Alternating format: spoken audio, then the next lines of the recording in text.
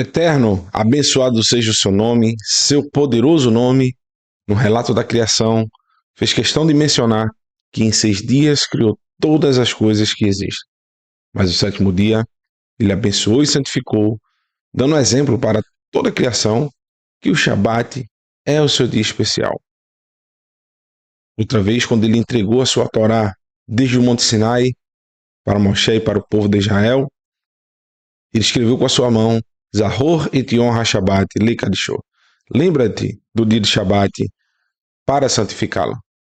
E eu, Marcos Aurélio, desejo a todo o povo da Techuvá, que está espalhado sobre os 4 cantos da terra, um Shabat Shalom, um Shabat cheio da graça, do amor e da misericórdia que só o Eterno pode nos proporcionar. Estamos hoje, nesta manhã, estudando a 15ª porção da Torá, a porção Bo, onde falam aí das últimas 3 maravilhas que o Eterno vai realizar dentro do Egito, maravilha para o povo de Israel. O povo do Egito, como a gente viu ontem à noite,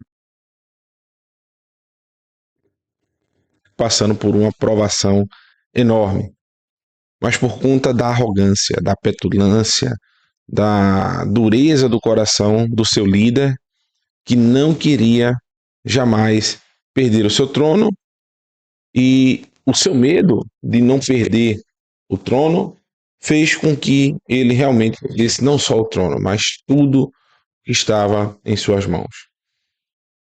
Então, quando a gente não libera, não tem essa vontade de ser generoso, as coisas que nós mais pensamos.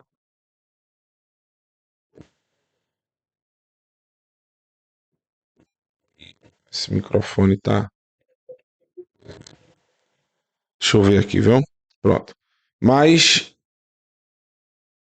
tudo aquilo que a gente mais preza e quer guardar, na realidade é aquilo que mais a gente vai perder, né? E de uma forma até mais perigosa e difícil, né? Mais dura. Eu tô com um problema muito sério com esses microfones, rapaz. E espero que o Eterno nos ajude a ter um estudo tranquilo, sem intercorrência, né? Ontem tivemos alguns problemas, uns cortezinhos, chiadozinho. Aproximei mais ainda aqui, né? Tá bem mais aparente. E vou ver se eu vou ali pegar um microfone que eu tenho aqui perto da minha casa, da minha empresa, para ver se à tarde melhora. Se não melhorar, aí realmente só na próxima, né? Não tem como comprar hoje. A gente sabe, ainda bem, né? A gente não pode comprar hoje. Mas se o Eterno se permitir, vai dar tudo certo e nós vamos seguir com o nosso estudo. Aí a 15ª porção da Torá, eu escolhi como tema para esta manhã, evidenciando a nossa confiança. Como a gente pode evidenciar a nossa confiança no Eterno? Como a gente pode trazer à tona, né, a nossa fé, né, a fidelidade ao Eterno, a nossa emuná. E no livro de Bamidbar, no capítulo 23, versículo 9, diz o seguinte, que Merosh, Serim, Enu, U, Mige, Aot, Ashurinu, Hem, Am, Levadad, Yasher, Kol, Yashkom, U, Vagoim, Lo, Yad Hashav. Do cume das rochas, eu os vejo, os contemplo. Das colinas, eu os contemplo. Sim, um povo que viverá sozinho e não se considerará uma das nações. Então, observe bem, meus irmãos.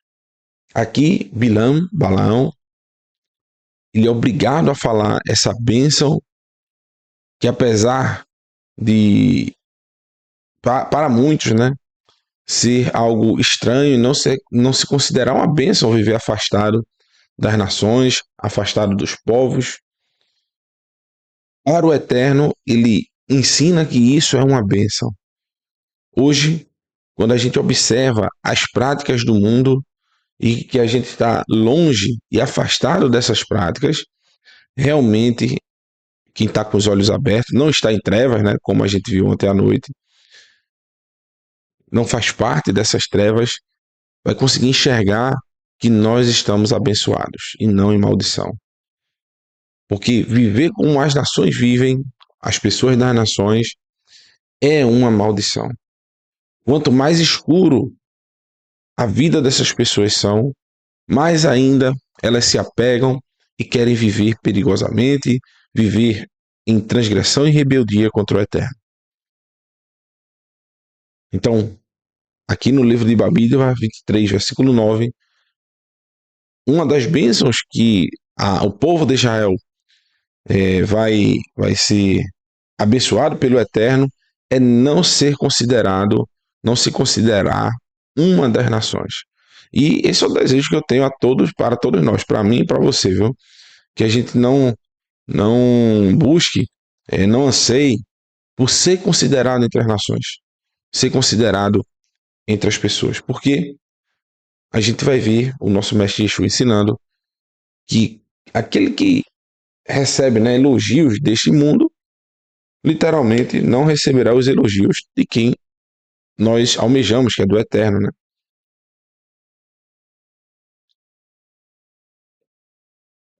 Tem um texto que Yeshua chega a dizer, né? Ai de vós, quando todos falarem bem de vós. Ou seja, quando você receber sempre só elogios, é sinal de que você não está fazendo um serviço bem feito. Por quê? Entenda bem. É pra gente ser odiado, onde a gente chegar, as pessoas ficarem com raiva, querer apedrejar, querer fazer algum mal contra a gente. É isso que é para acontecer? Não. Evidentemente que nós temos que ter uma vida onde tenhamos o convívio social, as pessoas queiram estar próximas da gente. Porém, o que Yeshua está falando, meus irmãos, é justamente que quando você estiver numa prática da Torá tão, tão, tão conectada com a Torá, a sociedade que está em trevas, em sua grande maioria, vai se sentir constrangida com a tua presença. Em quê? Em fazer coisas perversas, coisas erradas. Chegando ao ponto, em alguns momentos, de não querer que você faça parte de, por exemplo, conversas, de, por exemplo, festas, de transgressões, por exemplo, passar outras pessoas para trás. Então vão deixar você de lado e dizer, não, isso aí é o certinho. Isso é falar mal de você. Esse aí quer ser o certinho demais, esse aí nada, não aceita nenhum tipo de coisa errada, tudo dele é certinho, principalmente no país que a gente vive, né? Onde o malandro é tido como alguém de autoestima, né?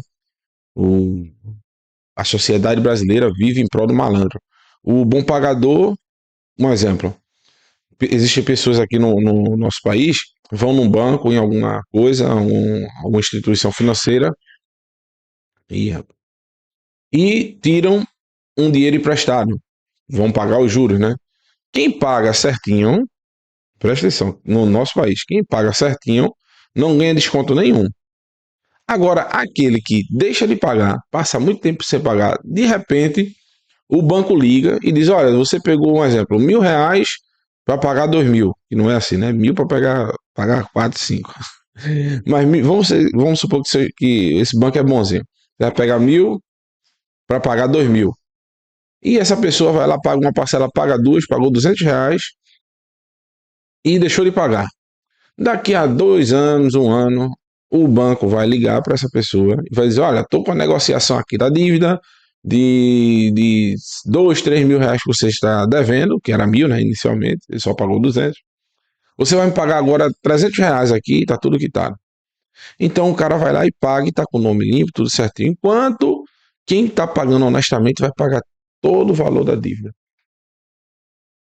Era para ter algum desconto quem pegou o valor emprestado e tá pagando certinho? Não. Agora, quem pagou errado não poderia ter esse desconto. Então, nosso país já incentiva essa prática errônea, né? Então, nós que fazemos parte desse caminho de Techuvá, devemos honrar nossos compromissos, principalmente nossas palavras, né? Então, não ser contado é o que a gente vai aprender nesse estudo, que é justamente evidenciando a nossa confiança, a nossa fé no Eterno. E no livro de Shemot, Êxodo, no capítulo 11, versículo 1 em diante, vai dizer: Vayomi Adonai el Moshe, od neged negah, ehad, ehad, aviv, avi, al faraó, vi al Mitzray, ahareichem, yishlach itchem mize, que shalhu kol kala, perdão, garesh e garesh itchem mize. Adonai disse a Moshe: trarei mais uma praga sobre o faraó e o Egito. E depois dela, ele permitirá a sua saída daqui. Quando ele permitir que saiam, os expulsará completamente. Então, o faraó não vai querer mais, a partir do momento que o povo de Israel for embora, né? Não vai querer mais que eles voltem de maneira nenhuma. Não será mais o desejo do coração do faraó era que o que ele queria, né, era que o povo fosse adorar uma parte do povo, só os homens, ou então só alguns representantes, fossem fazer o serviço ao Eterno, mas que a maioria, né, as mulheres, crianças, os idosos, ficassem no Egito, os animais também, e só uma representação fosse adorar o Eterno no deserto. Porque o medo dele era que o povo não voltasse mais. E em várias vezes o faraó fala isso. Só que nessa praga será tão severa, observe, as pragas que o faraó já havia disposto sobre o Egito já eram severas. Essa será tão severa, mas tão severa, que o faraó não vai querer de jeito de maneira que eles voltem. Ele vai querer expulsar, vão embora, não voltem mais não. Então, imagine o tamanho dessa praga que acontecerá no Egito.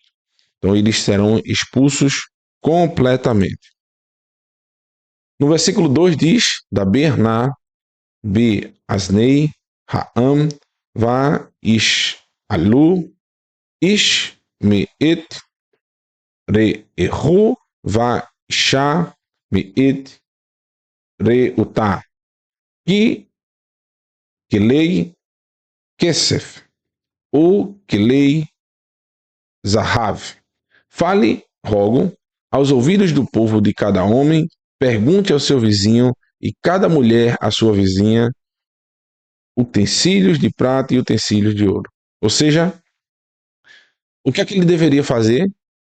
Pedir, solicitar esses utensílios de prata e de ouro para os habitantes da terra do Egito. O Eterno já está preparando o povo.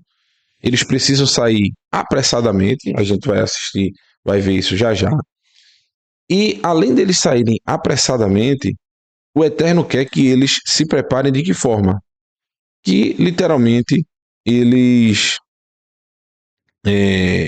retirem, peguem essa prata e esse ouro. Vocês sabem muito bem, a gente vai ver mais adiante nas porções, qual será a utilidade dessa prata e desse ouro. Imagine, o povo está saindo para o deserto, vai pegar prata, ouro, joias, pedras, né, preciosas, vasos de ouro. Para quê? Qual seria a utilidade disso? Para o local onde eles estavam indo, para o deserto. Não tem utilidade nenhuma. Porém, o Eterno vai fazer que essas joias, esses itens preciosos, essa prata e esse ouro, se transformem literalmente naquilo que seria o centro, né, do encontro do Eterno para com o seu povo. A Jujuba já aparecendo aqui de novo, rapaz. Essa bicha já vem fazendo arruaça. Então, o Eterno lembra Moshe novamente para que os israelitas falem aos egípcios para doarem prata e ouro. Podemos analisar essa situação de duas formas. Porque o Eterno está solicitando prata e ouro para os israelitas. Olha quem chegou aqui. Dê bom dia, pô. Você é que mais quer aparecer nos estudos. Então, observem. Existem duas situações para a gente imaginar essa prata e esse ouro. A primeira, o pagamento por todo o trabalho que o povo de Israel fez no Egito, né? Seria um pagamento aí, uma indenização, né? A Torá é avançada, ela é mais atual do que o Jornal de Amanhã. Já existia aí o FGTS, né? No Egito. O conceito de FGTS, né? Ou então, o espólio. O Egito está destruído. Foi uma guerra, literalmente, sem levantar uma espada. Porém, quando se tem uma guerra, o império vencedor, né, recolhe o espólio daquela guerra, ou seja, os itens preciosos daquela cidade, ela é é, totalmente levado por quem venceu essa guerra, né? Então a gente pode encarar essa situação das duas formas. Qualquer uma das duas tá justo aí, tá certo? Deixa eu só fazer um negócio aqui rapidinho. É, é rápido mesmo. Só colocar aqui para não subir o texto de uma vez só. Acaba passando bater alguns slides. Pronto. No livro de Matitiarro, a gente vai entender justamente por que o faraó expulsou, né, o povo de Israel do Egito. Eles foram expulsos, né? E, como eu falei no início, entre as nações, o povo de Israel não seria contado, né, entre as nações. Eles não se juntariam, misturariam com essas nações. E olha o que Yeshua fala no Sermão do Monte. Ashrei ha-nirei, dafim ekev tzakatam ki lahem malchut hashamai. Felizes são os perseguidos pela procura da tzedakah, perdão, tzedekatam, deu uma trava-língua aqui. Ou seja, são felizes quem buscam a tzedakah, né? Fazer justiça, quem buscam realizar a justiça, porque deles é o reino dos céus. Então, como alguém pode ser feliz ao ser perseguido, ao ser literalmente é, colocado contra a parede, né? Ao ser escanteado muitas vezes também? Como você vai ser feliz através disso? Aí no versículo 11 ele diz: Felizes são vocês quando as pessoas os insultarem, perseguirem e inventarem todo tipo de calúnia contra vocês pelo fato de me seguirem. Ou seja, como a gente pode ser feliz em ser injuriado, caluniado? E eu pergunto, você hoje, eu hoje, nós somos perseguidos e caluniados? Como hoje a gente pode dizer que nós somos perseguidos? Por isso, meus irmãos, Yeshua fala que antes da sua vinda, né, da sua volta, haverá uma tribulação tão grande como nunca houve e como nunca haverá. Porque é necessário que nós sejamos provados e testados em meio às adversidades, em meio às tribulações, para saber o tamanho da nossa confiança no Eterno. Mesmo sendo perseguidos, insultados, injuriados, isso está acontecendo hoje. A gente está falando aqui livremente, não está falando escondido, não está como as pessoas que ficavam em Súcia, se eu não me engano, debaixo das rochas, né, das cavernas. O Moré Felipe, se estiver aí no chat, pode dizer pra gente. Eu esqueci agora, eu tenho muito problema de memória, esqueço dos nomes das cidades, onde eles ficavam debaixo de cavernas ali para poder. A única coisa que ficava acima das cavernas era a sinagoga, evidenciando a fé, né?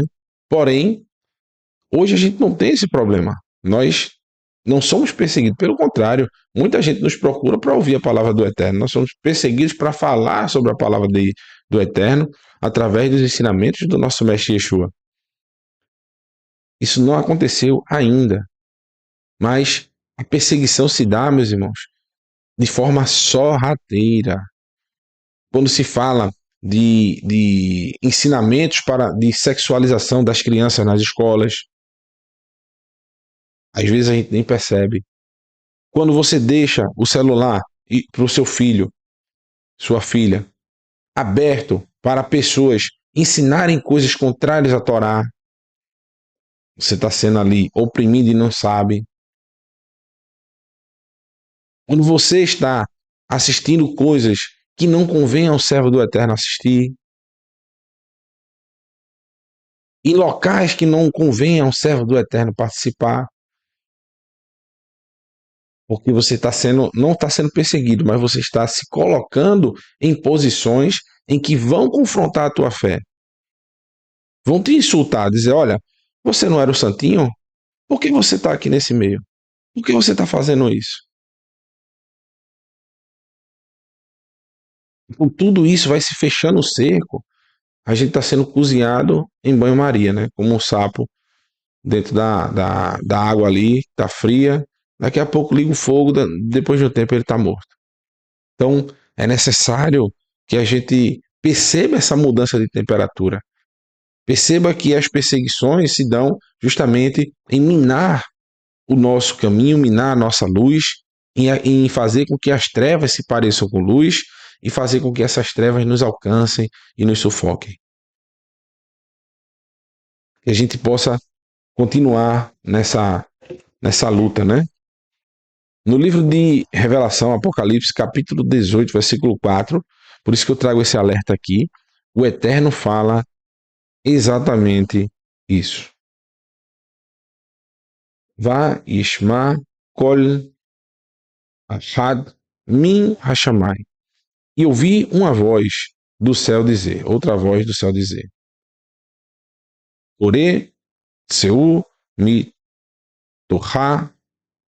Mitoha Ami. Meu povo, saia dela. Pem Tigau Be Ve Ha Toteia Ve Da Veku Hem Ta Haluia. Para que vocês não participem dos pecados dela, para que não sejam infectados por suas pragas. Então, se o povo de Israel, meus irmãos, estivesse, preste atenção, no meio dos habitantes dos egípcios, se o povo de Israel não tivesse passado o sangue do cordeiro nos umbrais da sua porta, o Eterno não os consideraria povo de Israel e as pragas também os alcançariam. Porém, esse chamado está acontecendo no livro de Revelação. Quando fala dos tempos finais.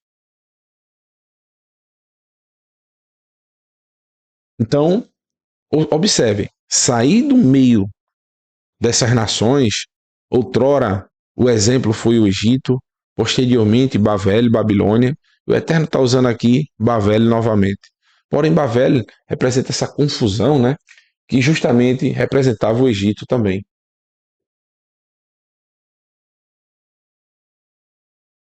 A Babel antiga era o Egito, né? E depois que foi destruída ali a torre que Nimrod construiu, a nova Babel se tornou o Egito. Depois foi destruído novamente, depois foi recriado Babel, depois destruído novamente e vai surgir outros impérios, o Império Romano, que vai se tornar também esses exemplos, né, de que o povo do Eterno, o povo de Israel, não deve se misturar com esses impérios que negam a eficácia da palavra do Eterno. No versículo 5 diz, porque os seus pecados formam uma massa pegajosa que alcança o céu e Elohim se lembrou dos seus crimes. Ou seja, por isso o Eterno, no fim dos tempos, vai trazer novamente destruição, vai trazer a vingança que pertence a Ele, que cabe a Ele praticar e executar. Então que a gente possa estar separado, porque como a gente deu no início do estudo, que nós não sejamos contados entre as nações. Porque senão, se a gente for contando entre as nações, essas pragas, essa destruição que está por vir, também nos alcançará. Então é preciso que haja uma separação, não física, mas mental, que a nossa mente esteja protegida. É o que a gente vai falar hoje à tarde. O sinal na mão e na testa. Que nossa mente esteja blindada e a nossa mão pratique a justiça. Voltando ao livro de Shemot, Êxodo, no capítulo agora, ainda, né? No capítulo 11, no versículo 3, diz o seguinte. Deixa eu só botar aqui no slide. Isso, voltou. Pronto. Aí tem Adonai, Etchem Ha'am Be'enei Mitzrayim, Gam Ha'ish Moshe. E fez o Eterno que o povo encontrasse graça aos olhos dos egípcios. Também o homem Moshe era o quê? Gadol, era grande, Meod, muito grande.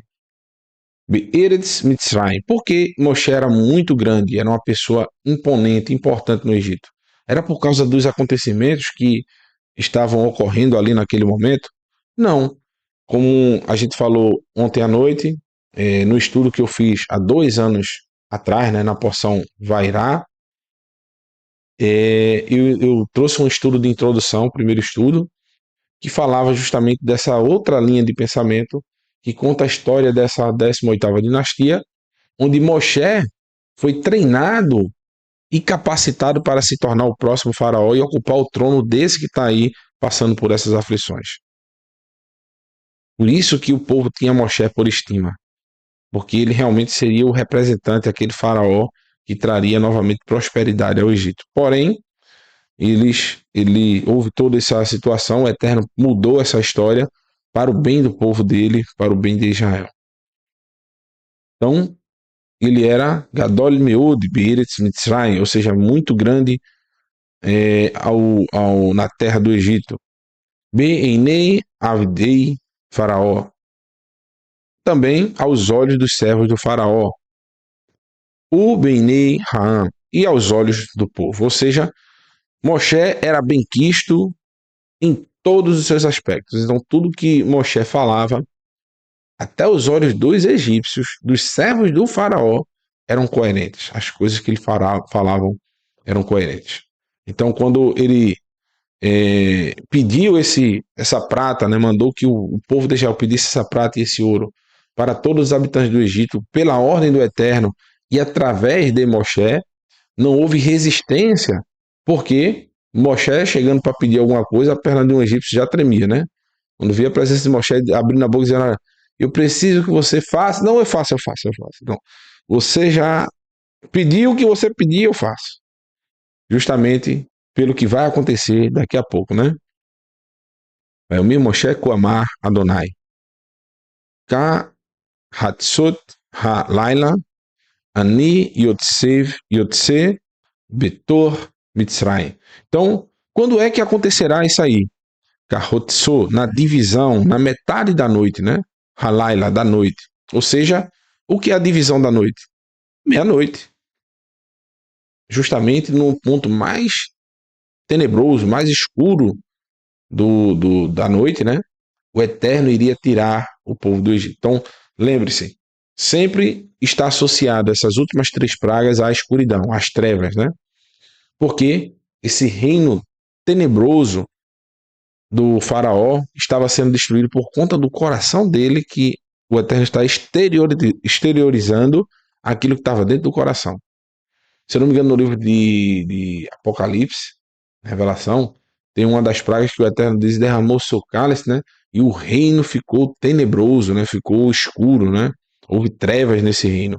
Então, sempre o Eterno vai dar um jeito de exteriorizar aquilo que está no coração desses governos ímpios, né? Que perseguem e destroem o seu povo. No versículo 5 diz: e matarei todos os primogênitos da terra do Egito, desde o primogênito do faraó, sentado no trono, até o primogênito da escrava que trabalha no moinho, todos os primogênitos do gado. Então o Eterno não vai poupar a ninguém, meus irmãos. Haverá literalmente a morte de todos os egípcios, né? todos os egípcios não, né? Todo primogênito dos egípcios. É literalmente a retribuição a todo o mal que foi feito ao povo de Israel, onde muitos primogênitos do povo de Israel foram jogados no rio Nilo, né? Pelo faraó antecessor aí desse faraó que está no trono. Então o Eterno está literalmente fazendo o Egito provar do seu próprio veneno, acabando literalmente com o fiozinho de esperança que ainda tinha no Egito. É o que a gente vai falar já já. Deixa eu ver o tempo aqui. Pronto, estamos bem de tempo. Só voltar aqui rapidinho para poder colocar.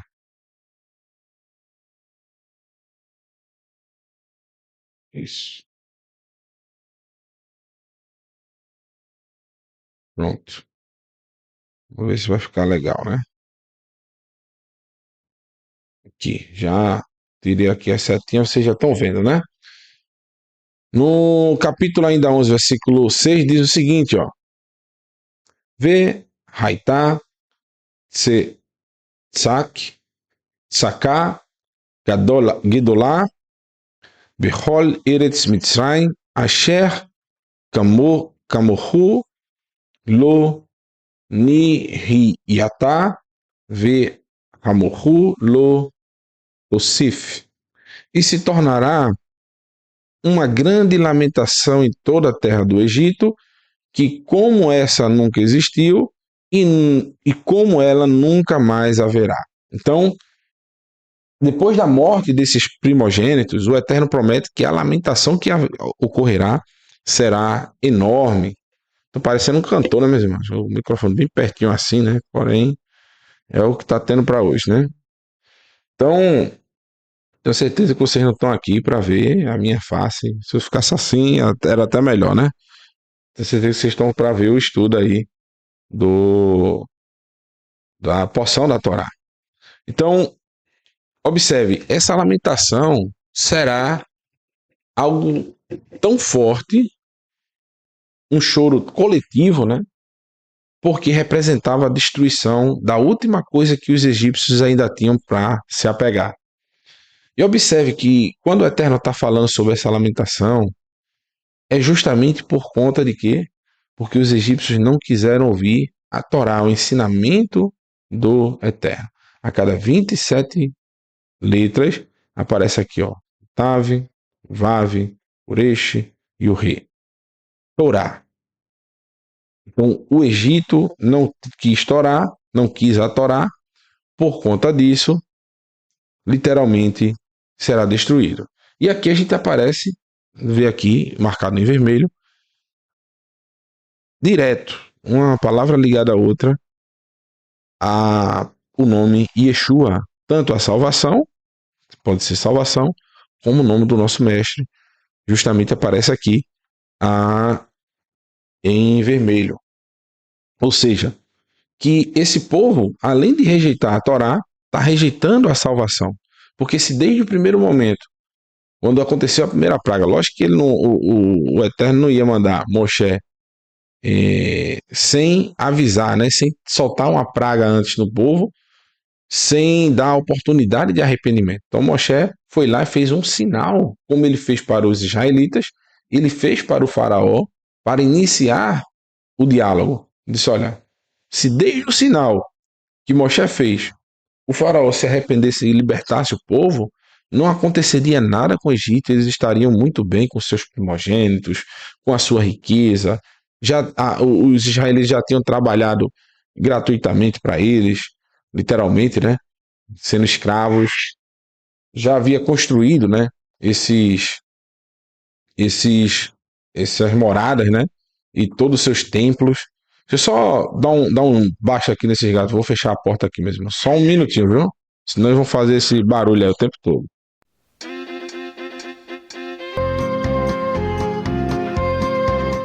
Eu vou perceber que Floribela e Estopinha não se gostam muito. É como o Faraó e Moshe, né? Eles se bicam bastante, né? Não se agridem, eles ficam só fazendo esse barulho. Mas graças ao Eterno não se atracam aqui não, não se agarram não, né? É o Faraó e Moshe estão aqui. Eu devia mudar o nome desses gatos, para botar Faraó e Moshe. Porque os dois só vivem se bicando, né? Ai, ai. Então, olha o que o texto diz aqui. Diz, mas contra todos os filhos de Israel, nenhum cachorro moveu a língua para os homens e até para os animais, para que conheçam que distinção o Eterno fez entre os egípcios e entre os israelitas. Então, por conta disso, os sábios dizem que lá no livro de Shemot, ainda, né, no capítulo 22, versículo 31, diz: E pessoas santas serão para mim, e a carne no campo dilacerada não comerás, mas para um cachorro enviarás a ela. Então, como retribuição, os sábios dizem que os cachorros não latiram contra o povo de Israel, assustando crianças, idosos, né? E realmente o cachorro, quando ele vê uma multidão assim, ele começa a perseguir, a latir, né? E esses cachorros não nem moveram a sua boca, nem latiram, respeitando, né, esse momento para não apressar mais ainda o povo e acontecer um acidente, aconteceu algo grave. E como retribuição, o Eterno vai deixar esses animais que foram dilacerados, né? E o povo não poderia comer dele, mas deixasse para o cachorro comer, né? Então, bem interessante, né? Esse pensamento, por isso que eu trouxe a esse estudo também. Então, o que acontece, meus irmãos? Por que essa lamentação no Egito é tão pertinente para a nossa fé e para a nossa caminhada? O que é que vai levar à morte do filho do faraó? A dureza do coração. E como consequência, meus irmãos, da dureza do coração desse faraó, que estava sendo servido pelo povo do Egito, que tinha nele a esperança, né, de salvação, né? Tinha nele a esperança, ele como se colocava como Deus Sol, e nós vimos ontem à noite que até essa esperança religiosa que os egípcios tinham nele foi destruída por consequência das más escolhas desse faraó, toda a população também sofreu. Então, essa arrogância, essa prepotência, subjugando aí milhões de pessoas à sua própria vontade, causando tanto aos egípcios quanto aos israelitas sofrimento, essa forma de vida foi apoiada pela população egípcia, o que via no seu governante a figura divina. Assim, o ser humano até os dias de hoje faz a mesma coisa. Coloca seus governantes preferidos em pedestais que não podem ser tocados, não pode se apontar um erro de um governante A, B ou C. Tenta encobrir o sol com a peneira, pega uma peneira daquelas do buraco grande, aquela peneira de peneirar areia de construção, para tirar a brita, né? E só segura a brita. Então, bota ali no sol e diz, não, estou conseguindo cobrir os erros do meu governante, tapando o sol com a peneira. Então, às vezes, existem pessoas que defendem o político de uma forma tão veemente, mas tão forte, sabem de toda a vida pregressa do seu governante, de tudo que ele fez, as obras que ele realizou, sabe o projeto que ele defendeu, o projeto que ele barrou, sabe de tudo, mas não sabe uma palavra da Torá, não sabe defender um ataque que seja feito às palavras do Eterno e às instruções do Eterno.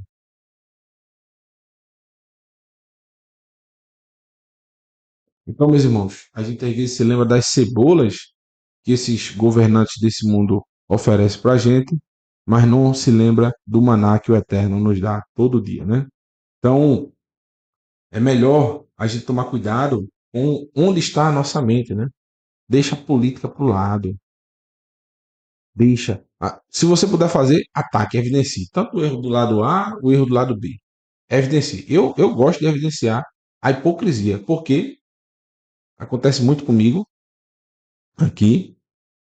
Pessoas que se dizem servos do Eterno, que escolheram um lado, o lado A ou o lado B, aqui no país onde a gente vive. E eu sempre solto os pontos positivos e negativos. Hoje está muito difícil também a gente ver ponto positivo nas coisas desse mundo. E quando é que foi bom? Me diga, quando é que foi bom no Brasil? Infelizmente, meus irmãos, tudo vai culminar para uma falta de esperança global, mundial. A gente vai ver falta de esperança em todas as nações da Terra. Esse momento de suspiro que a gente vê assim, infelizmente. Porque se tudo for às mil maravilhas, evidentemente, quando é que Yeshua vai restabelecer a ordem? Se não houver um caos, né? Então, vai haver uma destruição, uma destruição dos pilares morais da sociedade tão forte. Vai haver uma corrupção ainda maior do que que a gente está vendo. O que a gente está vendo é só uma preparação.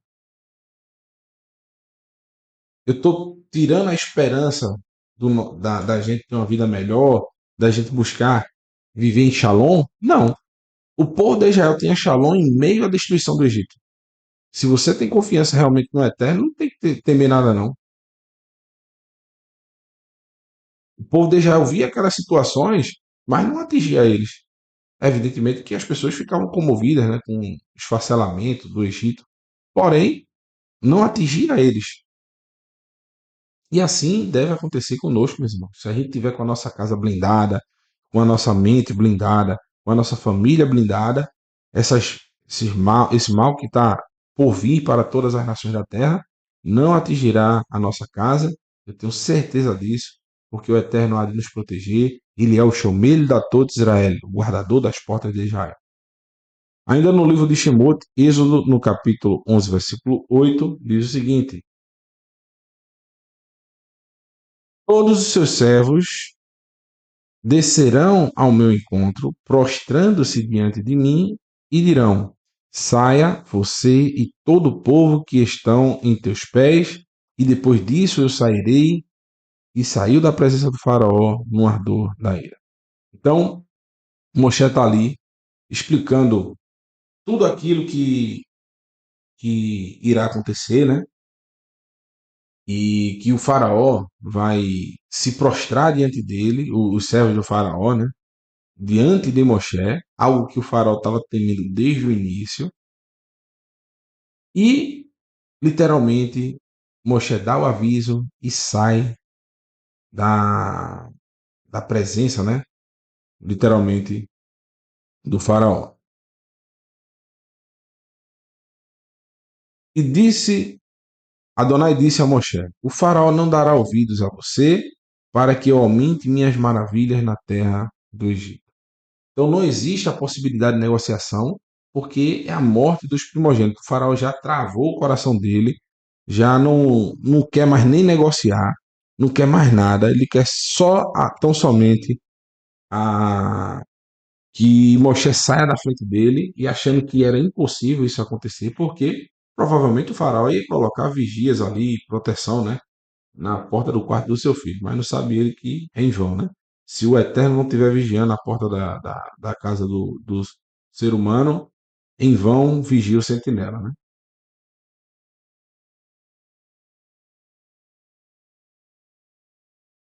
Então, eu coloquei um comentário aqui bem interessante, que o Eterno sempre vai usar momento de catástrofes para restabelecer a ordem. Mas, meu irmão, tem um tema, né, teoria da conspiração, que fala, né, a ordem através do caos, essas coisas. Nada me espanta, não.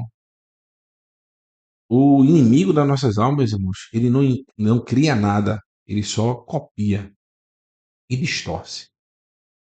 Então, existem várias mitologias, deuses das nações, que querem usar esses preceitos das escrituras para tentar explicar de uma forma distorcida e para tentar distorcer a mente dos indoutos, das pessoas que não estudam.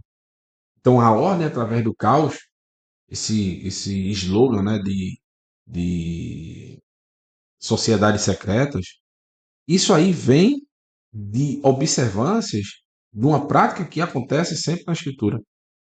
Como é que o Eterno reorganizou a geração de Noé? Houve um caos, houve um dilúvio, E o Eterno, a partir de Noa, reorganizou a história. Como é que aquela região de Sidom e Amorá voltou, se tornou um ambiente habitável novamente, que não matava os viajantes? Quando o Eterno desceu o fogo do céu e acabou com tudo aquilo ali. Sempre foi uma região de passagem, né? Uma região que é uma rota, né, para viajantes. E eles eram um ponto de parada, e nessa parada o povo de Sidom e Amorá acabava eh, destruindo, matando essas pessoas que estavam ali em viagem, né? E o Eterno sempre reorganizou através de destruição esse povo. Também está acontecendo agora no Egito. Aconteceu também no cativeiro babilônico. O Eterno precisou tirar o povo de Israel, destruiu a cidade de Jerusalém para poder depois reorganizar essa cidade. E está acontecendo de novo aos nossos olhos, meus irmãos. E vai acontecer no fim dos tempos de uma forma geral. Se momentos de angústia e aparente destruição são necessários para que o povo do Eterno desperte e dê valor à sua presença e à sua grandeza. Então, que a gente possa estar com os olhos abertos para que não precise de uma destruição, haver uma destruição enorme à nossa vista, para que a gente possa aumentar a nossa confiança, a nossa fé no Eterno. Não, que a gente possa realmente, por meios naturais, né, de uma observância comum, encontrar esse meu. Vou ter que adiantar, meus irmãos. Estou muito, muito atrasado. Só li 4 slides de mais de 15. Vamos embora, né? Então, também aconteceu, né, nesses momentos, tudo isso que acontecia era porque o povo, as nações, tratavam como chacota quem falava a verdade, né? Noa foi perseguido, né? Os habitantes de Sodoma tentaram ter relações com os mensageiros que trouxeram a mensagem ali para libertá-los, né? Não conseguiram nem falar, né? Porque eles queriam ter relações sexuais com os mensageiros. E literalmente os líderes da época de Yeshua não atentaram para o chamado nem de Yohanan nem de Yeshua para se converterem dos seus pecados e buscar a morte dos dois, né? Em Apocalipse a gente encontra pessoas blasfemando o nome do Eterno por causa de suas pragas. Lá em Apocalipse 16, versículo 9 diz: E os homens foram abrasados com grandes calores e blasfemaram o nome de Elohim, que tem poder sobre as pragas, e não se arrependeram para lhe darem glória. Então está acontecendo isso com esse faraó, que ele, ao ouvir essas sentenças, essas pragas, ele endurece cada vez mais o seu coração, ele não quer se render ao único e verdadeiro Elohim, que tem poder sobre todas essas pragas, né? Deixa eu voltar aqui o slide. No versículo 10 diz o seguinte: O Moshe ve Aharon asu et kol ha-moftim ha-ele lifnei faraó. Moshe e Aharon realizaram todas essas maravilhas diante do faraó. Vai Hazak Adonai et lev faraó. E endureceu o coração do faraó. E o Eterno endureceu, e Adonai endureceu o coração do faraó. Vilô shlach e não enviou, et pnei Israel me artsa atzor. E ele não deixou os filhos de Israel sair da sua terra. Então, o faraó não possibilitou essa saída, mesmo sabendo que o seu primogênito e o dos seus servos não iria resistir, iriam morrer. Olha que dureza do coração desse homem. Esperando, confiando em quê? No seu ego, na sua prepotência, na sua arrogância, achando que por ele ser um Deus, né, ele se achar um Deus, ele poderia reverter isso de alguma forma, porém, nada adiantou. Chegamos ao capítulo 12 do livro de Shemot, que diz o seguinte: Vayomir Adonai el Moshe ve'el Aharon be'eretz Mitzrayim lemor. Adonai falou para Moshe e Aharon na terra do Egito e ele disse. Então, o Eterno vai deixar de tratar com o faraó e agora vai preparar o seu povo, porque um povo preparado jamais vai ser destruído. Um povo que está treinado não vai perecer. Então o Eterno vai lá e diz, olha, deixa o faraó para lá, ele não vai ouvir nada, ele não quer nem saber como é que se livra dessa praga, então vocês que têm que prestar atenção. Pela primeira vez em todas essas maravilhas, o povo de Israel vai precisar fazer alguma coisa. Pela primeira vez. E é justamente na última, né? Então, o Eterno começa dizendo justamente o seguinte: Ha-Hodesh Hazé Lahem Rosh Hashanim, cabeça dos meses. Re-Rosh, perdão. Ri-Shon Hu Lahem Ha-Hodesh Hodeshei Ha-Shana. Este será para vocês o principal dos meses, será para vocês o por primeiro mês do ano. Aqui, meus irmãos, é que há muita controvérsia, né? Eu não vou me aprofundar muito, porque eu também não tenho muita peculiaridade para falar com mais propriedade de como funciona o calendário do Eterno. Já tem estudos maravilhosos aí, que tem uma didática muito boa do Moré Felipe, que fala exatamente nessa porção boa, fala sobre o calendário. Vocês podem ver de porções anteriores, falando sobre o calendário, como funciona. É um calendário muito difícil, complexo, porém que funciona até os dias de hoje. O calendário gregoriano foi colocado posteriormente para todas as nações, que trouxe até uma facilidade para que todo mundo se situe. Porém, o calendário do Eterno segue funcionando perfeitamente. Não deixou de, de existir, não deixou de ser praticado, porque a partir dele é que a gente entende as festividades, a partir desse calendário que a gente consegue encontrar, literalmente, ter um encontro marcado com o nosso Criador. Porém, a gente não vai se alongar muito sobre a questão do calendário, porque sempre vai haver discussões, muita gente fazendo um monte de estudos sobre o tema, porque a própria Escritura já fala sobre essa questão de uma forma simples.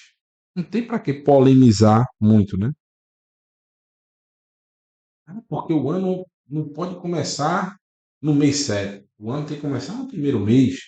Isso é uma compreensão atual dos calendários romanos, dos calendários gregorianos. Porém, em muitas sociedades, não em todas, mas em muitas sociedades, o ano não virava no primeiro mês.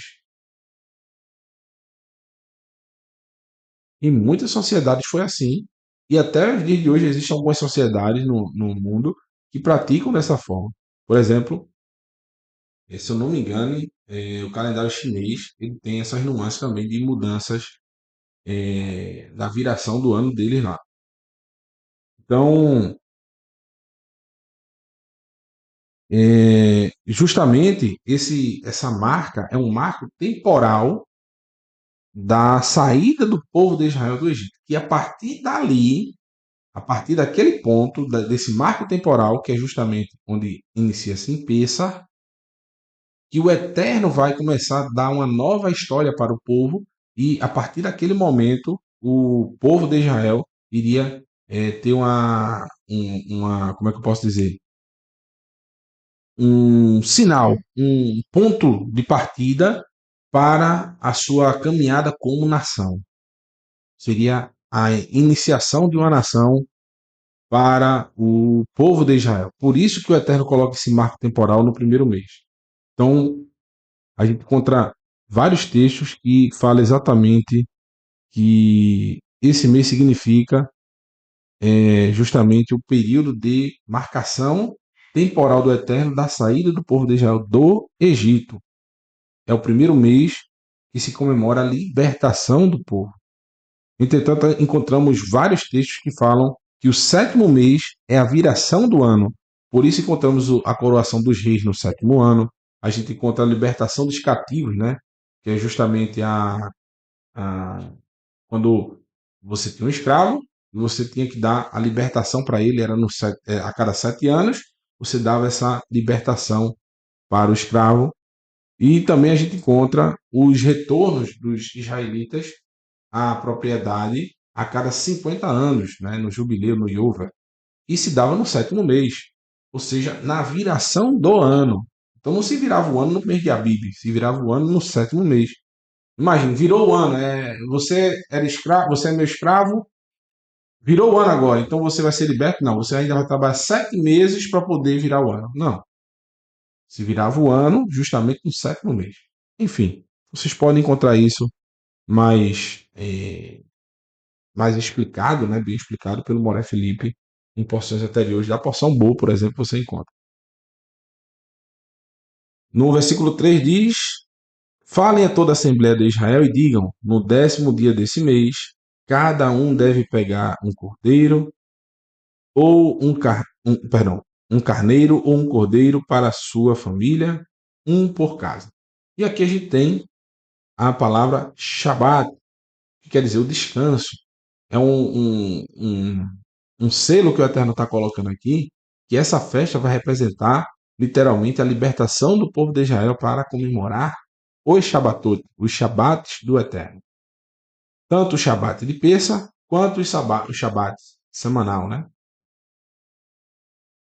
Então tá aqui um texto, Shemot e Êxodo, mais para frente, vocês vão ver que já fala justamente sobre isso. Esse aqui é bem explicadinho, não tem para que ter essa discussão não, meu irmão, minha irmã. Você que está aí no chat, por favor, deixe, se alguém está aí, né, colocando aí, mas a viração e tal, não, tenha calma. Você estuda devagarzinho, olha esse texto aí, leia com calma, com atenção, com carinho, com paciência. Observe esse texto, ó. A festa de Matsot guardarás. 7 dias comerás Matsot, conforme tenho ordenado a você, pelo tempo marcado no mês da primavera, porque nele saíste do Egito, e não apareça na minha frente, na minha presença, vazio, ou seja, de mãos abanando. Era o que o faraó queria, né? Que Moshe chegasse na frente, na sua presença, nas festividades, de mão abanando, né? Liso, sem nada, sem um cordeirinho para matar, né? Vocês vão, mas não leve animal nenhum. Vai ficar tudo aí, porque o gafanhoto comeu foi tudo. Aí o faraó queria os animais dos israelitas, né? Então ele queria dar um jeito ali para preservar o seu povo. Porém, Moshe disse: não, vai todo mundo. E o Eterno aqui fala: não me apareça de mão vazia na minha frente, viu? Você chegar na festa do Eterno carregando um saco de gelo, né? Por favor, né? Você não vai pro churrasco levando a farofa, né? Você vai levando uma carnecinha, né? Não é possível. No versículo 16, a gente conta primeiro, ó, festa de Matsot. Quando é a festa de Matsot? Na primavera, que é essa festa que a gente está abordando, que o Eterno está passando agora para o povo de Israel, está dando essa instrução de Pessa, é essa festa aqui. Pessa é conhecida como festa de Matsot, Pessa Matsot, né? Porque Pessa é só a abertura, né? Matsot é que é a festa realmente, que são 7 dias, né? Que a gente vai falar sobre ela. Qual é a segunda festa? A festa da colheita dos primeiros frutos, Shavuot. 50 dias após Pessa, nós temos Shavuot. Nós temos a festa das colheitas, a festa das semanas. Então, qual é a segunda festa de peregrinação? No verão. Primavera, verão. Então, temos a festa das colheitas. Festa da colheita dos primeiros frutos do teu trabalho, semearás no campo. Aí, por último, vem a festa do 7º mês, que aí vem a festa das trombetas, nós temos o Yom HaPurim e nós temos a festa de Sukkot, a festa das cabanas, que é justamente no 7º mês. Preste atenção nesse detalhe. E a festa da colheita aí está o texto aqui, ó, Betset Hashanah, na saída do ano, ou seja, entre parênteses, na virada do ano, no 7º mês, quando tiver escolhido do campo do teu trabalho. Ou seja, viração do ano, a saída do ano. Quando é que o ano sai? Quando é que começa um ano? Betset Hashanah, quando é a saída do ano. Essa palavra vem da raiz, né? Yatsá, que quer dizer justamente sair, né? A, a saída no mês 7. Então, não vou me aprofundar muito sobre essa questão do calendário, só fiz essa ressalva para que quem tem ainda dúvida, né, possa pesquisar com mais afim e saber que existem, do mesmo jeito que existem pessoas que vão associar, mas esse negócio era do calendário babilônico, porque isso aí, os Yehudim trouxeram esse culto do paganismo. Tem um mês com o nome justamente como é o nome? Tammuz. Isso aí é do paganismo. Isso aí. Pessoas têm esses argumentos, é válido, cada um tem a sua forma de se expressar, porém, a outra vertente não deixa de ter também sua base forte e seus argumentos. Então, é necessário que a gente faça uma avaliação. Antes de você só ouvir um lado, você tem que ouvir o outro lado também, né? Então, eu sempre faço isso em meus estudos. Só um minutinho, meus irmãos.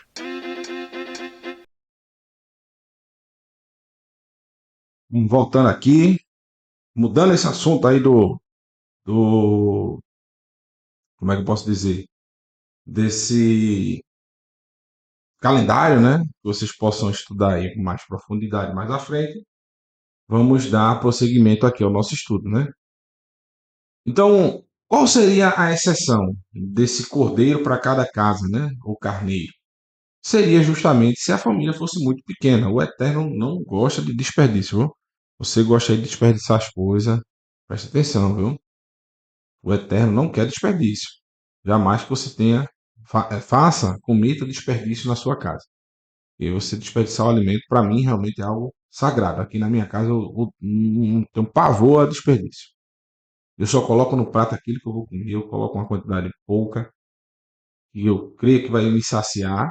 Se eu vejo que eu quero mais, eu boto mais um pouquinho, do que colocar muito e estragar a metade. Quando eu vejo alguém fazendo isso, realmente eu fico fora de mim. Eu não gosto, não. Não faça isso na minha frente, não, que eu não gosto. De jeito e maneira.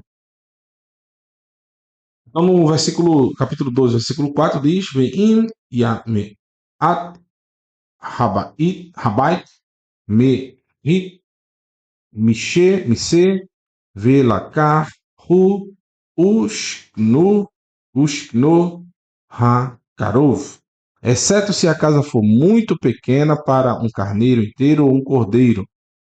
El beito be machisat ni fashot ish lifnei lifi ahlo ta rosu al hase. Neste caso, ele e seu vizinho mais próximo devem compartilhá-lo, dividindo de acordo com o número de pessoas que comerão. Ou seja, se a casa for pequena para só um animal, para um animal desse, né? Apesar de ser um animal de pequeno porte, às vezes vai comer aí umas 10 pessoas, né? Desse cordeiro, ou mais, né?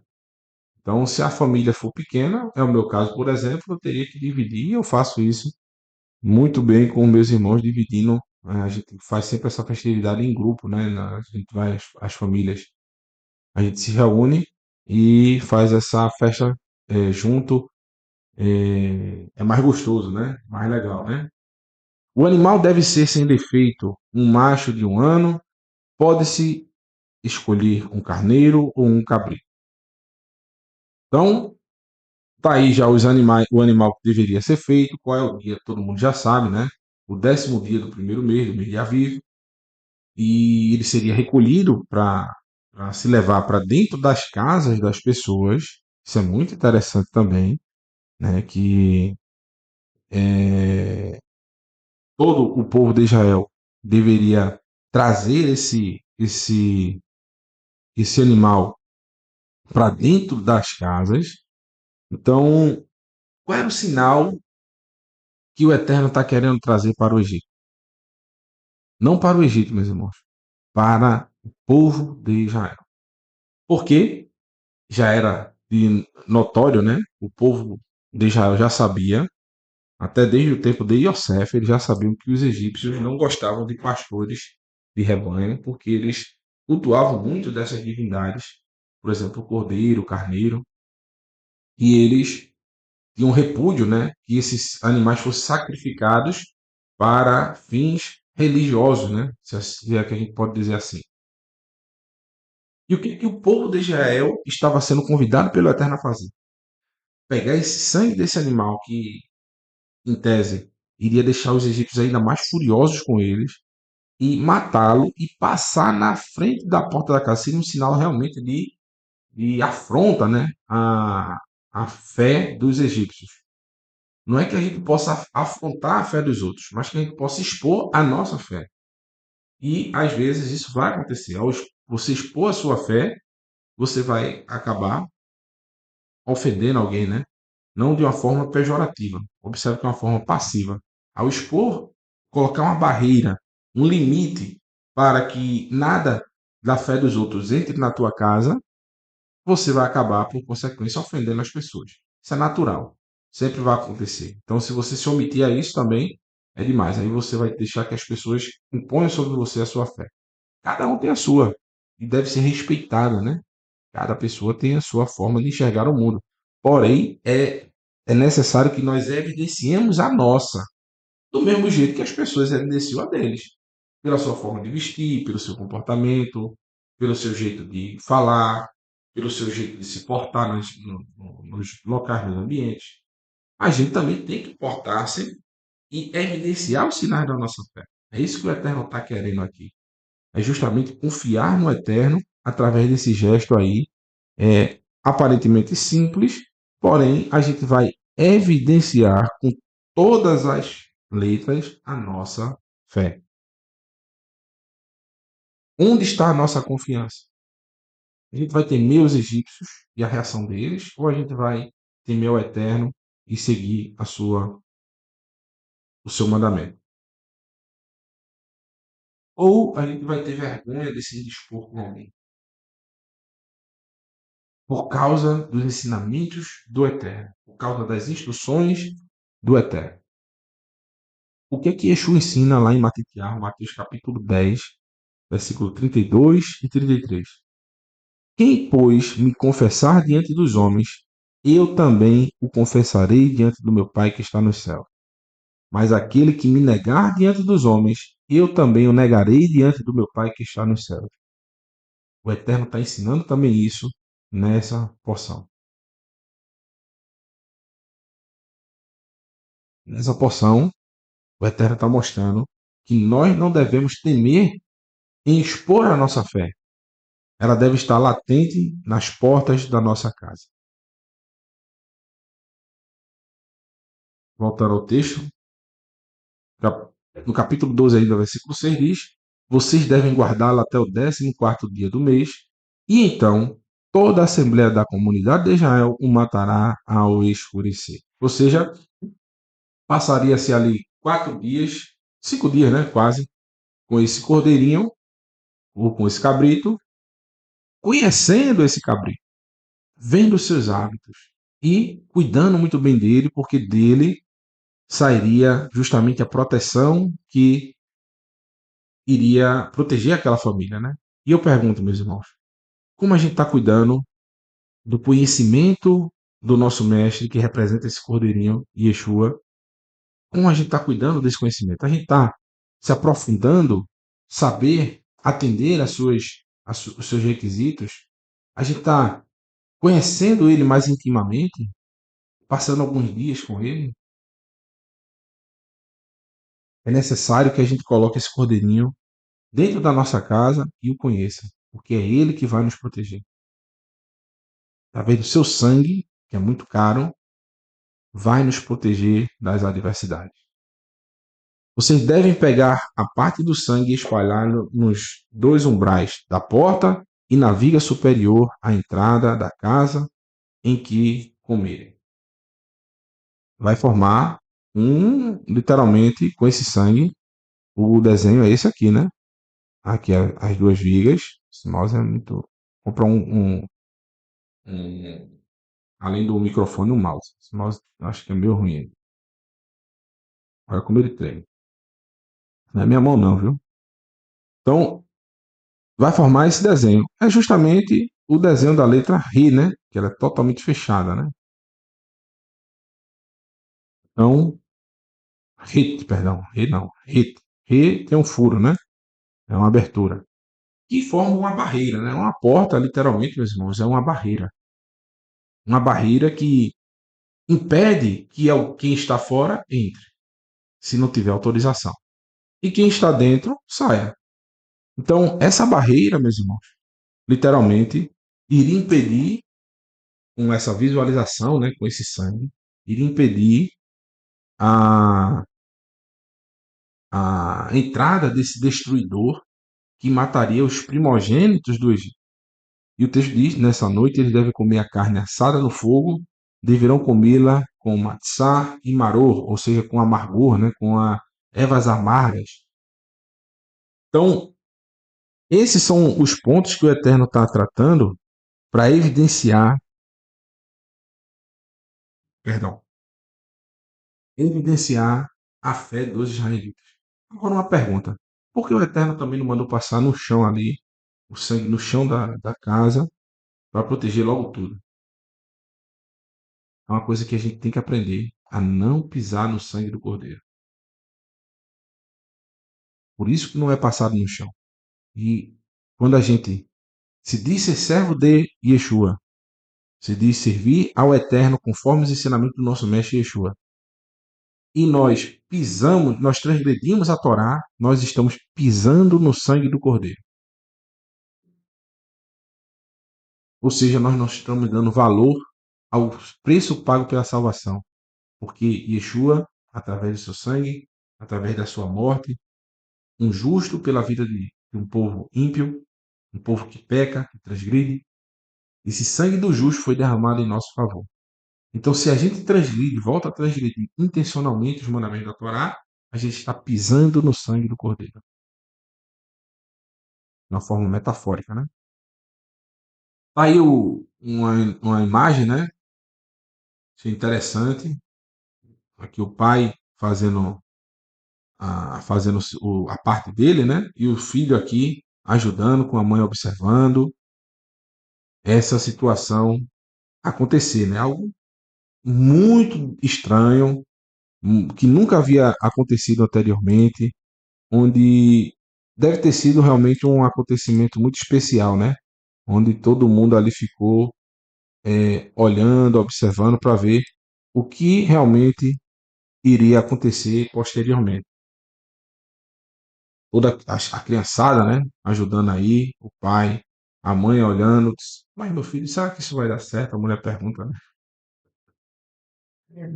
O homem diz, não, vai sim, vai. Não se preocupe. Sem saber de nada. Na maioria das vezes, quando a mulher pergunta pra gente alguma coisa, a gente não sabe de nada. Mas, para não passar que tá inseguro também, né?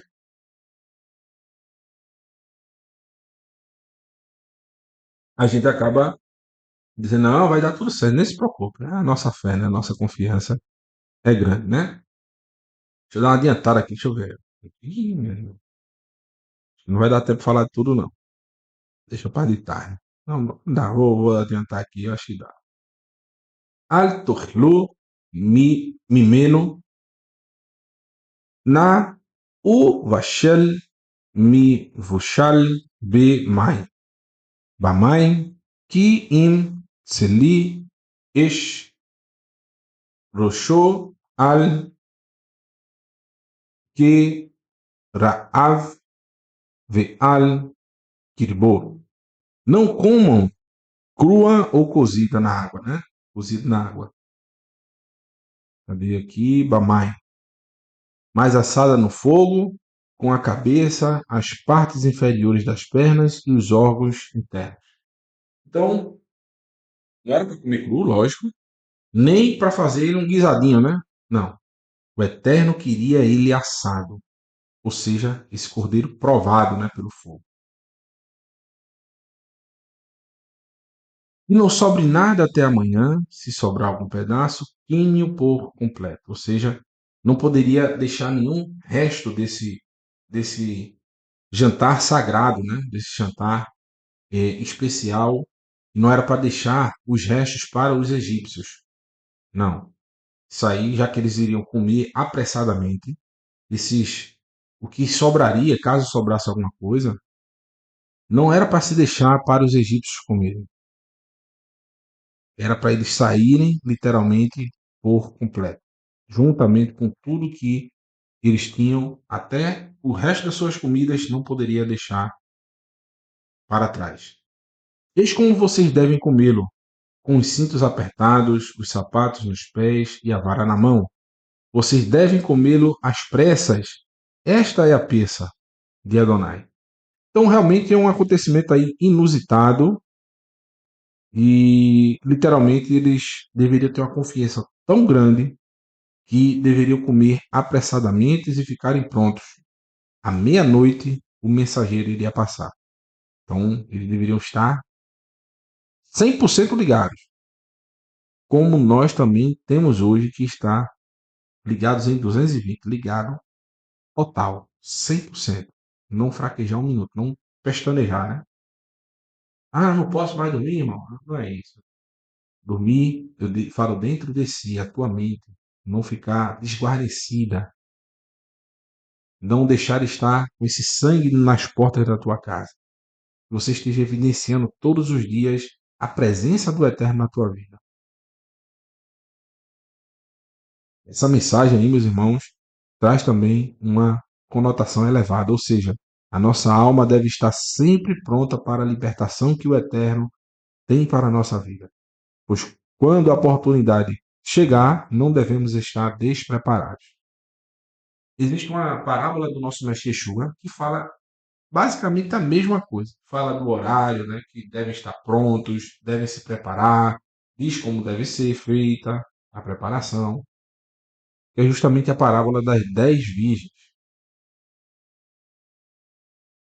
A parábola das 10 virgens de Yeshua fala basicamente o que aconteceu no Êxodo. Porém, ele usa um exemplo diferente, né, para o seu ensino. Mas o conceito é basicamente igual. Tanto que, né, o texto diz, né? Vigiai, pois, porque não sabeis o dia nem a hora em que o Filho do Homem há de vir. Se eu não me engano, é Mateus 25, versículo 13. Vigiai, porque não sabeis o dia nem a hora em que o Filho do Homem há de vir. O pessoal sabia o dia, aí que passaria o mensageiro, e mais ou menos a hora, meia-noite, né? Mas se ele não tivesse vigiando, não tivesse acordado,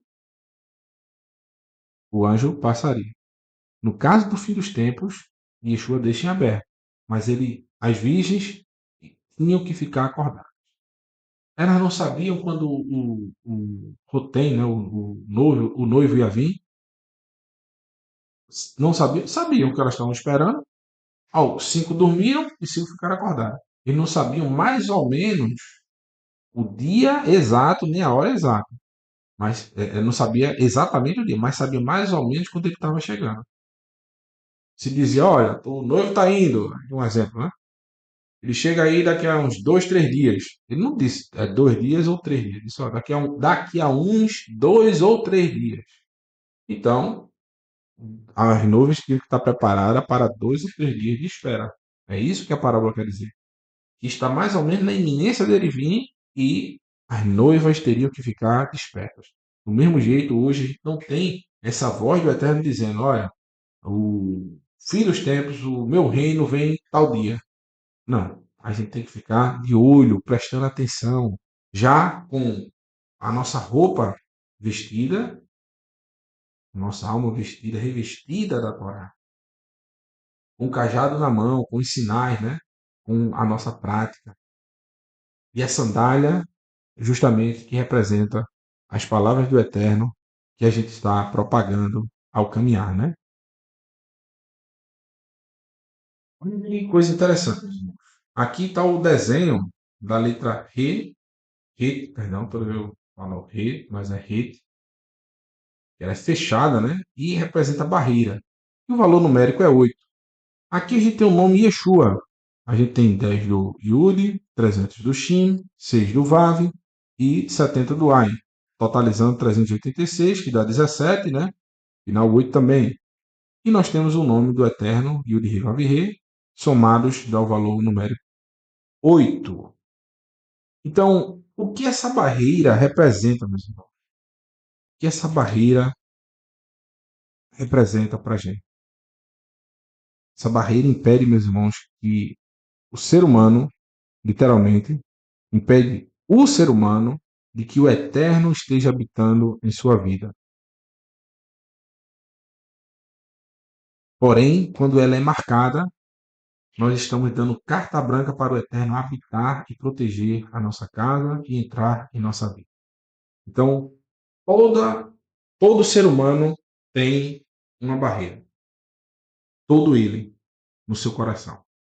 E quando a gente pinta ela com os sinais do Eterno, a gente está permitindo que ele entre, dando autorização que ele possa habitar em nossa vida. O ser humano, o homem principalmente, ele tem uma barreira a mais, né? Que é o prepúcio, né? E quando ele faz a retirada desse prepúcio, ele está dando ainda um comprovante físico da sua confiança no Eterno, tocando justamente na parte mais sensível aí do homem, né? Ou seja, quando a gente recebe essa marca do Eterno, nós somos marcados, essa porção a gente vai ver muito sobre isso, sobre marca, ainda hoje à tarde. Ou seja, uma barreira em seu coração é retirada e colocada uma porta do Eterno nela. Se torna uma porta que o Eterno pode acessar. A circuncisão do coração, meus irmãos, ela se faz necessária para que o Eterno possa habitar dentro de nós. Quando a gente está evidenciando essa barreira com os sinais que o Eterno ordenou, logo é uma proteção para nós contra o mundo e uma permissão para que Ele esteja nos guardando de todo mal e habitando dentro de nós. A barreira que leva à eternidade é ter a nossa fé exposta, marcada, evidente. Tanto que neste mesmo livro, no livro de Apocalipse, está escrito, né? No livro de Apocalipse, capítulo 14, versículo 12, diz: Aqui está a paciência dos santos. Aqui estão os que guardam os mandamentos de Elohim e têm a fé em Yeshua. E no livro de Revelação está escrito: ó, Eis que estou à porta e bato. Se alguém ouvir a minha voz e abrir a porta, entrarei e comerei com ele e ele comigo. Então, se você, meu irmão, minha irmã, tem uma porta, né? Que é a letra Dalet. Qual é a porta? Qual é o quarto? A letra Dalet é o número 4. Qual é o quarto pronunciamento do Eterno? O Shabat. A gente está falando aqui o tempo todinho de Shabat, de libertação, de descanso, de festa do Eterno. Então, quando você tem essa porta, tá adentrando nesse sinal do Eterno, que é a porta, é o Shabat, essa barreira ela é retirada. Aquilo que te impedia de acessar o sobrenatural do Eterno. As coisas que o Eterno tem preparado desde a fundação do mundo. Então, se você quer ter a presença do Eterno no nosso Mestre Yeshua, é necessário que essa barreira seja marcada. Você tem um sinal e que ela seja marcada. Essa porção está recheada disso, de sinal. Tantos sinais foram realizados em maravilhas diante do faraó. Nós temos a marcação, esse sinal nas portas dos israelitas, e a gente vai ver sinal na testa e na mão ainda hoje à tarde. Está bem recheado aí de sinais, né? Continuando para a gente finalizar, no capítulo 12 ainda, versículo 12 diz: Pois nessa noite eu passarei pela terra do Egito e matarei todos os primogênitos dos homens da terra e também de todos os animais do Egito, executarei meu juízo contra todos os deuses do Egito, eu sou Adonai. Então, o Eterno vai acabar com essa mitologia egípcia, com essas besteiras que eles acreditavam, né? Criavam deuses para tudo. E o Eterno está executando o seu juízo contra toda esse sistema que englobava ali toda a terra do Egito. Diferentemente, não é diferente do que vai acontecer no fim dos tempos, não é diferente do que aconteceu na época de Yeshua, não é diferente do que aconteceu na época do primeiro templo. O Eterno vai sempre exercer juízo quando houver uma sociedade totalmente sem escrúpulos, né? Amoral, contra os preceitos morais que o Eterno tem estabeleceu dentro do ser humano. Olha, não precisa do ser humano, meus irmãos, nem saber ler para saber que existem conceitos básicos dentro de si. O Eterno já implantou isso, do que é permitido e do que é proibido. Paulo fala nisso em Romanos capítulo 2. É bem interessante. O sangue servirá de sinal para marcar. Aqui, ó. Vai ver, Hayá, Hadam, Lahem, Leot. O sangue servirá de sinal, certo? Para marcar o quê? As casas em que vocês se encontram. Quando vir o sangue, passarei por sobre vocês. Quando eu ferir a terra do Egito, o golpe mortal não os ferirá. Então, todo israelita, para ser israelita, é necessário fazer alguma coisa. Muita gente hoje se confia, diz: nós temos a graça, só a graça, não precisa fazer nada. É exemplo maior do que esse. Evidentemente que é necessário que você dê um passo, que você faça alguma coisa. Não para ser salvo, mas por que você é salvo. Eu não guardo a Torá para ser salvo. Eu guardo a Torá porque sou salvo. A salvação veio de uma forma gratuita pelo Eterno. O povo de Israel não fez nada, praticamente. Não executou nada. O povo de Israel não levantou uma espada para poder sair do Egito. Nem trocar um murro ali, eles trocaram. O povo de Israel simplesmente esperou. No final de tudo, o Eterno pediu nada para atacar o Egito, para destruir o Egito, e sim, tão somente para que eles evidenciassem se realmente o Eterno, se eles estavam com o Eterno. Porque poderia haver pessoas que estavam ali no meio do povo de Israel, mas não estavam querendo sair,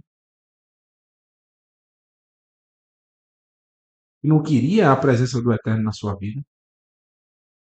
Então, o Eterno está dando a oportunidade para que realmente quem vai sair vai, no mínimo, fazer alguma coisa. Jacob, Tiago, na sua epístola, na sua carta, ele fala sobre isso. Me mostra a tua fé sem as obras, que eu te mostro a minha fé através das minhas obras. Ou seja, que é preciso sim a gente ter obras que evidenciam a nossa fé. A gente precisa mostrar os frutos. A gente não pode só dizer que é uma árvore. A árvore, eu sou uma árvore frondosa, bonita, mas Yeshua foi lá rebuscar para ver se tinha fruto. Se não tem fruto, passa o machado na raiz e lança no fogo. A fé sem obras é morta. Aqui existe uma obra. É necessário que a pessoa vai lá, mate o cordeirinho, passe 4 dias com ele, né, dentro da sua casa, alimente-o, cuide bem dele. Depois vai lá, mate o cordeirinho, passe nos umbrais da porta e continue, né? Faça, se prepare, esteja pronto ali com o cajado na mão, já vestido, os meninos tudo alimentado para poder seguir viagem. Se não, fica. O trem passa e a pessoa fica. Ainda no capítulo 12, versículo 14, diz: Este será um dia para vocês se lembrarem e celebrarem como uma festa para Adonai, de geração em geração, deve celebrá-lo como um regulamento.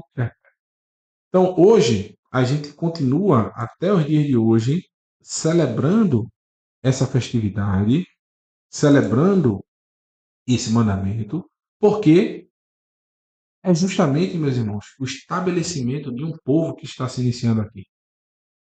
O que é um povo? O que é uma nação? É justamente práticas que são realizadas em comum, costumes e até normas que são iguais para todos. Já que o povo de Israel estava saindo do Egito, inicialmente era necessário que o Eterno desse a eles o senso de coletividade, que foi, nesse caso aí, Pessa. Foi um momento certo para a saída do povo de Israel, dar essa festividade, o Eterno dá essa festividade para o povo de Israel. Pois como a gente viu acima, Pessa é uma reunião de família e também de amigos, no caso se a família fosse pequena, né? E esse costume deveria ser passado de geração em geração, e pela primeira vez em anos de escravidão, Pessa não é apenas um memorial da saída do Egito, mas também o surgimento da nação de Israel. Então, aonde surge o conceito de nação? Quando existem práticas de coletividade, quando existe uma regra e uma norma para um povo só. E essa nação que está se iniciando aí com esse pequeno mandamento de celebrar uma festa juntos, justamente vai culminar, né, lá no Monte Sinai, recebendo a Torá do Eterno, estabelecendo Israel como uma nação perante todas as nações da terra. Porque quando o povo de Israel chegou ao Egito, só eram 70 pessoas, era um pequeno povo, né? Agora sim, a promessa do Eterno se cumpre quando eles têm festividades, eles têm um regulamento para todos e eles têm justamente essa organização e possuem um território, que é o que eles vão buscar, né? O seu território, estabelecer o seu reino. Então, a gente vê aí em Peça o início dessa nação de Israel, né? É um costume que deve ser passado de geração em geração. Por isso que o Eterno diz, olha, isso é um marco temporal. A partir de hoje é o primeiro mês. Vocês vão, a partir disso aí, contar os meses, certo? Durante 7 dias vocês devem comer matzá. No primeiro dia removam o fermento de suas casas, pois quem comer hametz, pão fermentado, desde o primeiro dia até o sétimo dia deverá ser eliminado da comunidade de Israel. Agora, onde se inicia, como a gente está falando, que é o início de uma nação aí, como é que se inicia essa nação? Começa tirando o fermento das carnes. O que era o fermento? O que é o fermento? O fermento vai pegar aquela massa de pão, por exemplo, vai se fazer um pão, e se coloca o fermento, hoje existe o fermento químico, né? Que acelera muito mais o processo. Não existe. Adianta, viu? Não existia o fermento de saquinho lá no Egito, tá certo? Só para situar vocês aí, quem é mais novo não está imaginando. Ah, fermento, já sei aquele que compra no saquinho, já bota ali na massa e fermenta tudo, né? Ah, entendi. Não é esse não, viu? O fermento era bem mais, era bem diferente, né? Era uma fermentação natural. Como era que era feito esse fermento? Pegou-se a massa e fez ali, né? Colocou a água no trigo, colocou ali um pouco de óleo, né? Eu acho, um pouquinho, né? Fez aquela massa ali e deixava descansar. Depois de muito tempo, e batia, mexe bem a massa, né? Bate bem a massa, sova ela, né? Bate, pá, pá. Depois de muito tempo, ela vai fermentar, ela vai crescer. Com a fermentação natural, ela demora muito para crescer, demora bastante. Então, o que se fazia? Depois que fez aquela massa que ela fermentou um bom tempo, as mulheres pegavam um pedaço daquela massa já fermentada e deixavam guardada. Assava-se aquele pão e no outro dia, quando fosse fazer mais pão, pegava aquele pedacinho de massa que já estava fermentado, fazia-se uma nova massa e pegava esse pedaço de massa já fermentada, introduzia nessa massa e misturava ela. E ajudar no processo de fermentação para ele ser mais acelerado. Então, um exemplo, não estou dizendo que seja isso.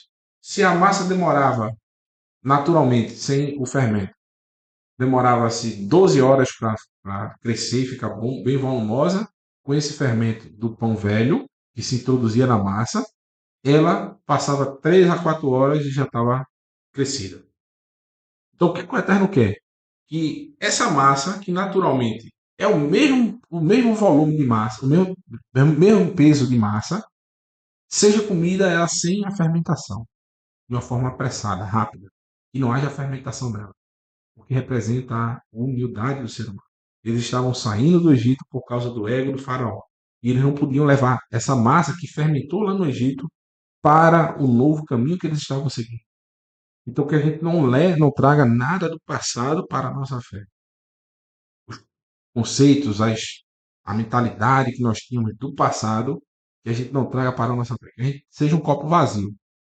Esvazie o copo e se preencha com a água pura da Torá.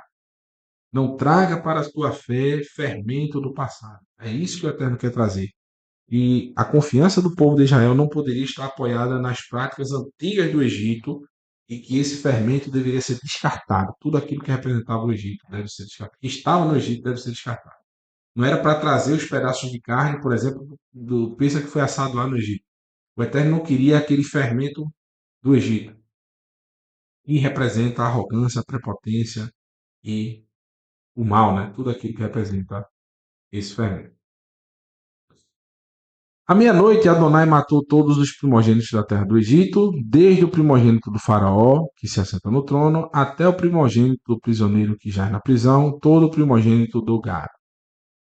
À noite o faraó se levantou, bem como todos os servos e todos os egípcios, e houve uma lamentação horrenda no Egito, pois não havia uma única casa em que não houvera uma pessoa morta. Estava aqui na tela cheia, né? Então, meus irmãos, eu tinha dito, né, que o Eterno iria acabar com a última esperança dos egípcios, o que era a força da virilidade do homem, que seria, segundo aquele tempo, o conceito do primogênito. O Egito não tem mais o passado porque o próprio faraó e seus descendentes apagavam o passado. Eles destruíam a sua história. O presente é um caos, totalmente destruído o Egito. Ele já não tem alimentação, já não tem mais poder, ele já não tem mais seus escravos, que vão ter que sair. Um caos total. E o futuro, que era a força da virilidade dos egípcios, que seriam os seus primogênitos, até dos animais, né? Eles tinham esse conceito, para que aqueles animais, o primogênito fosse o garanhão, né? Para reproduzir com mais força o seu rebanho. Tudo isso também foi perdido, ou seja, o Eterno destruiu o passado, o próprio Egito, né, com as suas próprias mãos destruiu o passado, o Eterno acabou com o presente e o futuro do Egito. E isso sim é um golpe fatal, né? Porque apesar de tudo que eles estavam passando, eles ainda tinham esperança, mas os nossos filhos no futuro vão fazer ressurgir o Egito. Mas os filhos deles não existem mais. Então o Eterno deu o golpe final aí. Por isso o faraó não resistiu. Porque o Eterno já veio acabando ali com o presente do faraó, ou seja, com seu trono com ele ainda vivo. E agora está acabando com a posteridade dele.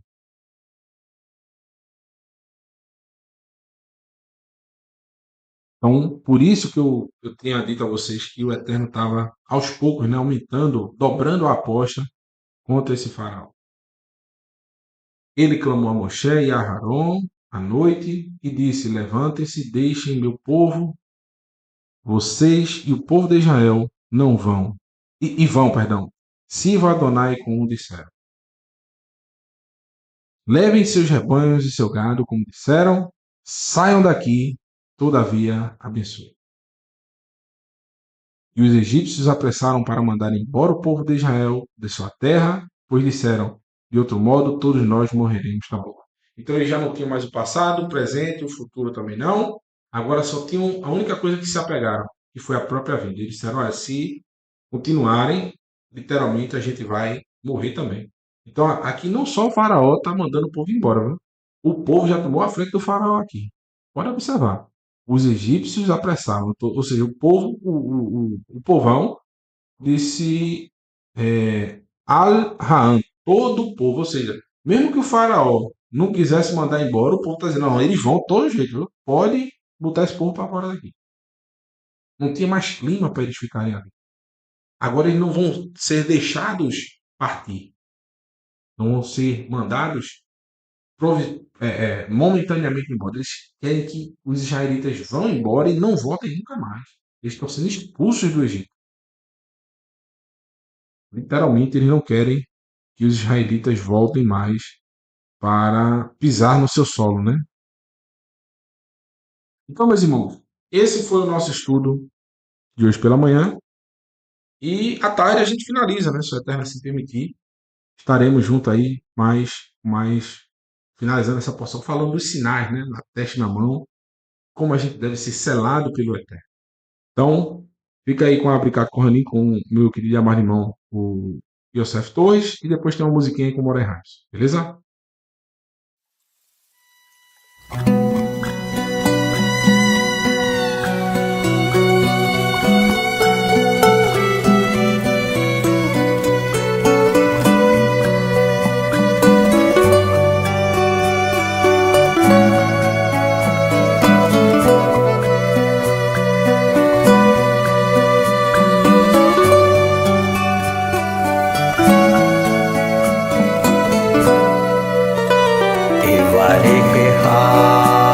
Adonai veish miriha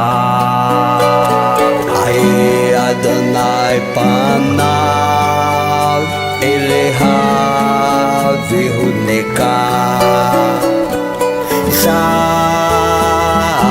Adonai panav eleha v'yaseh Shalom, v'yaseh leha shalom.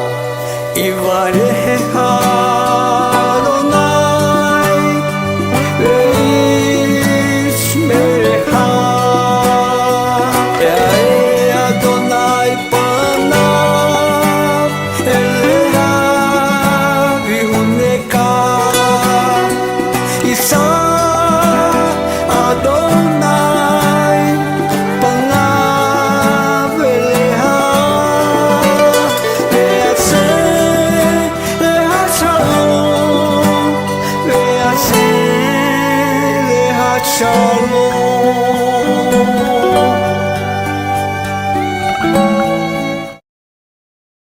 Que o Eterno te abençoe e te guarde, resplandeça Adonai o seu rosto sobre ti e tenha misericórdia de ti.